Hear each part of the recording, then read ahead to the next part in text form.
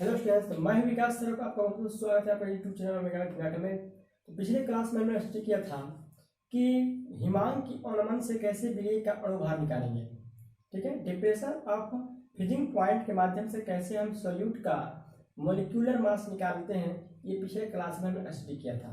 तो पिछले वाला वीडियो आपने नहीं देखे हैं तो इस वीडियो के लिंक में डिस्क्रिप्शन मिल जाएगा, आप जाकर देख सकते हैं, जो आपको बेहतर तरीके से समझ में आ जाएगा कि उसका फार्मूला क्या हो सकता है हिमांक की अनुमान से विलेय का अणुभार निकालने के लिए, और उसको नोमेटर को कैसे सॉल्व करेंगे। ओके, तो आज का हमारा टॉपिक है क्लास 12 केमिस्ट्री रसायन चैप्टर नंबर 2 सॉल्यूशन। और आज का टॉपिक है हमारा प्रासरण एवं प्रासरणिकता, ऑस्मोटिक एवं ऑस्मोसिक प्रेशर। ठीक है, ऑस्मोसिक एंड ऑस्मोटिक प्रेशर आज का हमारा टॉपिक है। तो अगर आप चैनल पर नए हैं तो चैनल को सब्सक्राइब करेंगे और बेल आइकन प्रेस करेंगे ताकि इसी तरह डेली आपको लेक्चर केमिस्ट्री का 12 का डेली आपको नोटिफिकेशन करके आपके मोबाइल पर अपलोड होते ही मिल जाएगा। ठीक है, तो चलिए स्टार्ट करते हैं। सबसे पहले देखते हैं ऑस्मोसिस प्रासरण। यहाँ पर लिखा हुआ है प्रासरण। हमने देखा था कि कोलिगेटिव प्रॉपर्टी क्या होता है, कोलिगेटिव प्रॉपर्टी में कितने तक है। हमारे कोलिगेटिव प्रॉपर्टी का लास्ट टॉपिक है ऑस्मोसिस। चूंकि परासरण क्या है, अणुसंख्य गुणधर्म है। क्या है अणुसंख्य गुणधर्म, मतलब क्या होता है कोलिगेटिव प्रॉपर्टी, यानी कि परासरण क्या है कोलिगेटिव प्रॉपर्टी है। इसमें होता क्या है कि जब किसी विलयन में, ठीक है, कि जब किसी विलयन को एक अर्धपारगम्य झिल्ली द्वारा अलग किया जाता है, पृथक किया जाता है, जब किसी विलयन को एक सेमी मेम्ब्रेन, ठीक है, अर्धपारगम्य झिल्ली द्वारा क्या किया जाता है, अलग किया जाता है, तो उसमें होता क्या है कि शुद्ध विलायक के अणु जो है, शुद्ध विलायक के अणु जो है विलयन की ओर जाने लगते हैं। किधर जाने लगते हैं, विलयन की ओर जाने लगते हैं। अतः हम कह सकते हैं कि विलयन के अणुओं का, विलायक के अणुओं का, इसका विलायक के अणुओं का अर्धपारगम्य झिल्ली से द्वारा, विलायक के अणुओं का अर्धपारगम्य झिल्ली द्वारा क्या है, तनु विलयन से या सांद्र विलयन की ओर स्वतः प्रवाह होना, अपने आप प्रवाह होना, इसका नाम क्या है परासरण। क्या होता है परासरण। तो चलिए हम लिखा हुआ देख लेते हैं और आप इसको लिख लीजिएगा परासरण क्या है। परासरण क्या होता है, तो परासरण एक क्या है, अणुसंख्य गुणधर्म है। परासरण एक अणुसंख्य क्या है, गुणधर्म है, कोलिगेटिव क्या है, प्रॉपर्टी है। क्या इसमें क्या होता है कि जब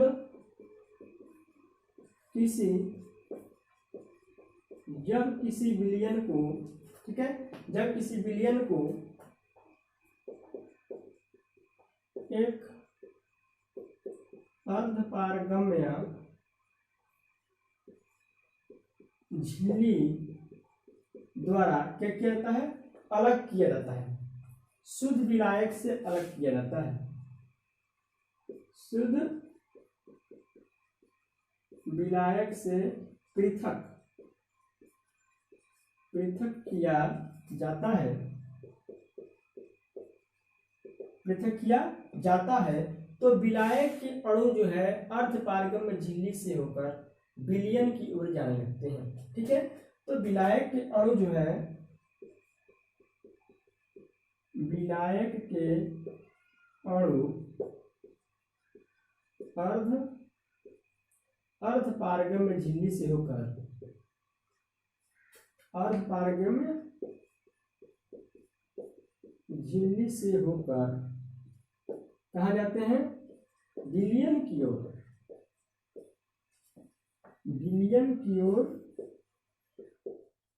विलयन की ओर क्या कर देते हैं, जाने लगते हैं,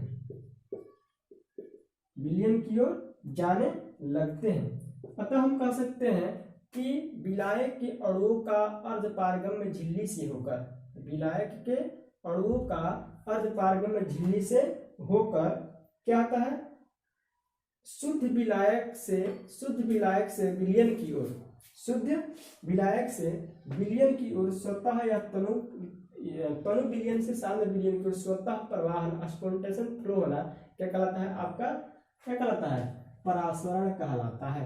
अतः हम लिख सकते हैं, अतः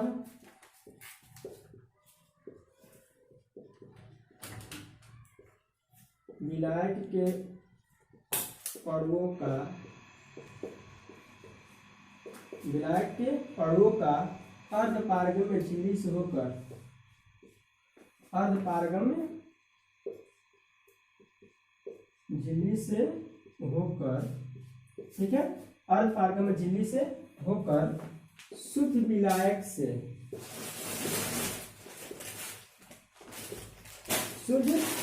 से विलयन की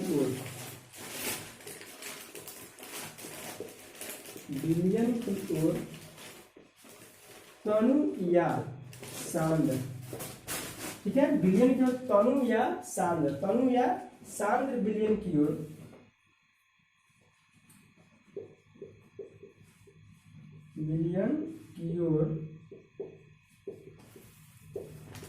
स्वतः प्रवाह होना क्या कहलाता है? परासरण कहलाता है।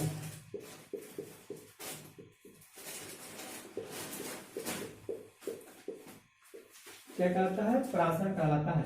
यानी कि अर्धपारगम्य झिल्ली सेमी मेम्ब्रेन जो होता है, अर्धपारगम्य झिल्ली क्या होता है कि एक ऐसी झिल्ली होती है जिसे होकर विलायक के अणु ही सिर्फ पार कर जाते हैं, विलेय के अणु पार नहीं कर पाते हैं। यानी कि अर्धपारगम्य झिल्ली एक ऐसी झिल्ली होती है जिससे होकर सिर्फ विलायक के अणु ही पार कर सकते हैं, विलेय के अणु पार नहीं कर सकते हैं। तो वही बोला है आपको कि जब विलायक के अणुओं का अर्धपारगम्य झिल्ली से होकर शुद्ध विलायक से विलयन की ओर, और विलयन तनु हो या सांद्र हो, यानी तनु विलयन से सांद्र विलयन की ओर क्या करना? स्वतः प्रवाहित होना क्या कहलाता है? परासरण कहलाता है, ऑस्मोसिस कहलाता है। अब इसका एग्जाम्पल जब दिया जाएगा तब आपको पूरा कन्फर्म डिट्टो समझ में आ जाएगा, जैसे हम अभी देंगे आपको।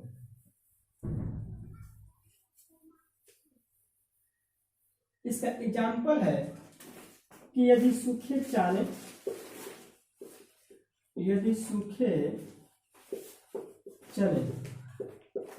चने हो, मटर हो या किशमिश के दाने हो,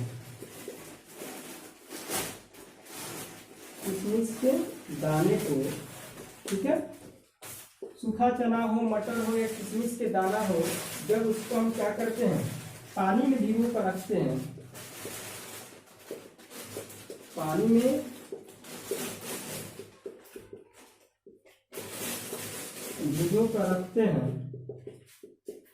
तो कुछ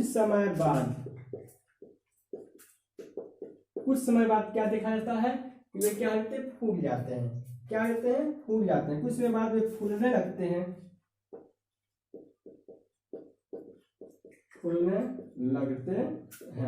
क्यों फूलने लगते हैं? यही क्रिया हुआ है। क्या हुआ है? इसमें परासरण की क्रिया हुआ है। क्यों फूलते हैं?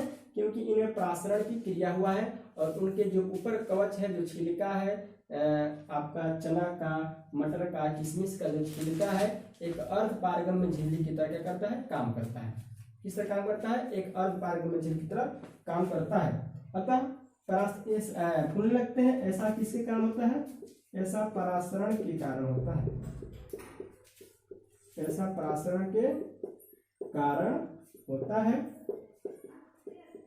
ऐसा परासरण के कारण होता है, क्योंकि इनका छिलका जो है, इनके ऊपर जो छिलका होता है वह किस तरह काम करता है?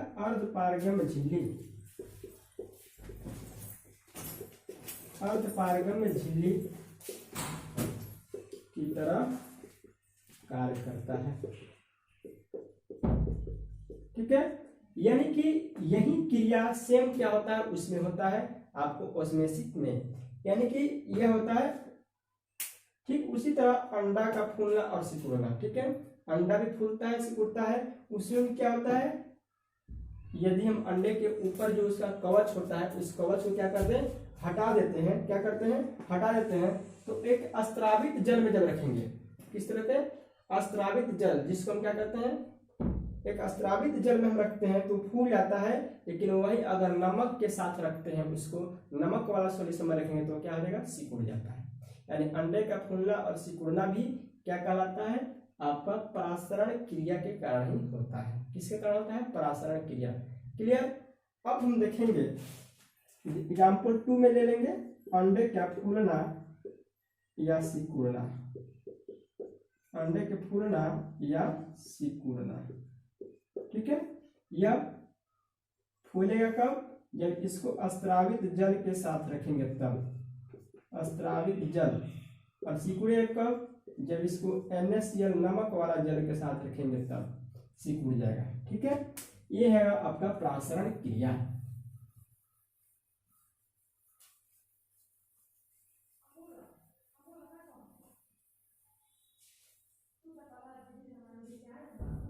अब जो है आपका प्रासरणी दाब है। क्या है प्रासरणी दाब? Osmotic pressure.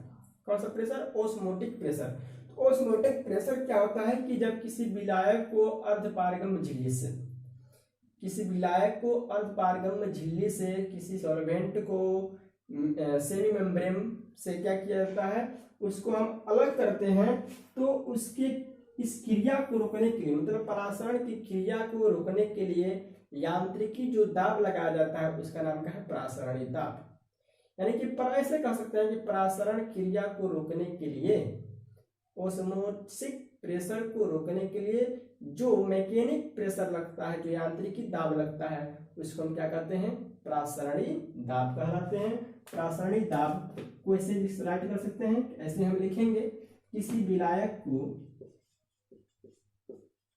किसी सॉल्वेंट को, किसी विलायक को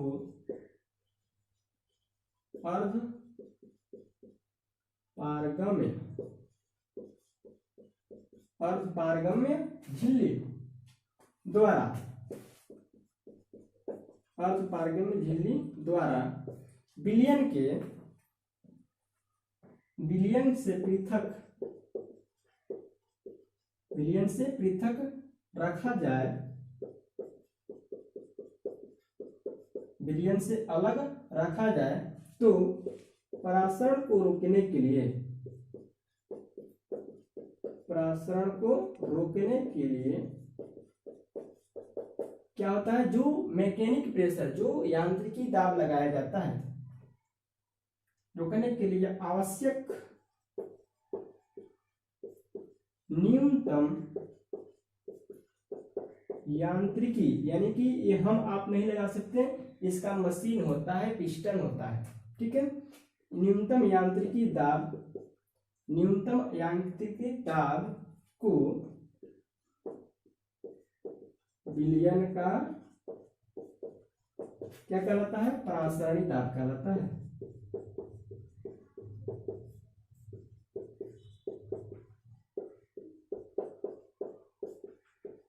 इसे P या पाई से सूचित करते हैं।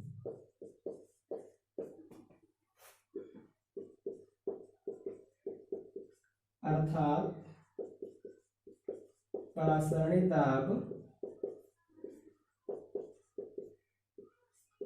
बराबर H/D, जहां D आपका क्या होता है? घनत्व होता है। ठीक है, यह आपका क्या है? ओस्मोटिक प्रेशर है। और यह आपका क्या है? ओस्मोटिक। यानी ओस्मोटिक प्रेशर क्या है कि जब किसी विलायक को अर्धपारगम्य झिल्ली से हम अलग किया जाए, तो उस परासरण की क्रिया को रोकने के लिए जो मैकेनिक प्रेशर लगता है उसका नाम क्या है? Osmotic pressure. तो आज के लिए बस इतना। अब प्रासरणी दाब के कई नियम होते हैं, कोई आयतन से संबंधित होता है, कोई टेम्परेचर से संबंधित होता है। ठीक है, तो उस नियम को हम एक एक करके नेक्स्ट क्लास में देखेंगे। Thanks, my watching video, best of luck. फिर मिलते हैं नेक्स्ट क्लास में।